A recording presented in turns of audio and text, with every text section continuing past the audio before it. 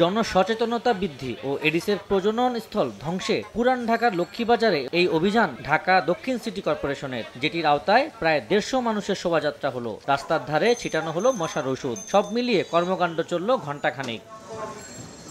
অভিযানে অংশ নেন স্থানীয় সরকার মন্ত্রণালয়ের সচিব রেজাউল মাকসুদ জাহেদি ও দক্ষিণ সিটির প্রশাসক শাহজাহান মিয়া। এডিসের বংশবিস্তার রোধে এলাকা পরিচ্ছন্ন রাখার পাশাপাশি নির্মাণাধীন ভবনে পানি যাতে না জমে সে আহ্বান জানান তারা।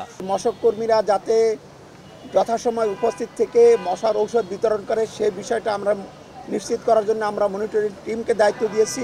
আমরা মোবাইল কোর্ট প্রস্তুত রেখেছি এবং তারা ইতিমধ্যেই তাদের কার্যক্রম শুরু করেছে। পরিষ্কার পরিচ্ছন্নতার ক্ষেত্রে আমরা কোনো কম্প্রোমাইজ করব না। শুধু 10টা জুনে নয়, প্রয়োজন অনুসারে আমরা প্রতিনিয়তই অভিযান পরিচালনা করব, যাতে করে আমাদের ডেঙ্গু প্রতিরোধ সহ আমাদের জীবনযাত্রার মান যেন ভালো হয়। অভিযানের সময় লক্ষ্মীবাজারে মশক নিধন কর্মীদের তোড়জোড় দেখা গেলেও কর্মকর্তারা চলে যাওয়ার পর কাজে ভাটা পড়ে, যেটিকে লোক দেখানো কাজ বলছেন স্থানীয় বাসিন্দাদের কেউ কেউ। এমনটা না করে বরং নিয়মিত তদারকি ও মশক নিধন কার্যক্রম পরিচালনার দাবি তাদের। তবে সিটি কর্পোরেশনের কর্মীরা বলছেন ডেঙ্গুর বিস্তার রোধে প্রতিনিয়তই কাজ করছেন তারা।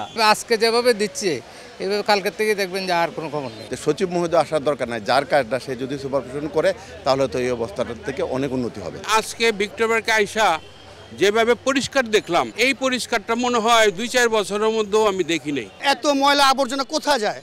রাস্তাঘাট আমরা যদি না করি পরিচ্ছন্ন করি, রাস্তাঘাট নোংরা হয়ে থাকবো। ডেঙ্গু প্রতিরোধে সরকারের পাশাপাশি জনগণকেও সচেতন হওয়ার আহ্বান ডিএসসিসির কর্মকর্তাদের। আবু সাইদ নিশান, সময় সংবাদ, ঢাকা।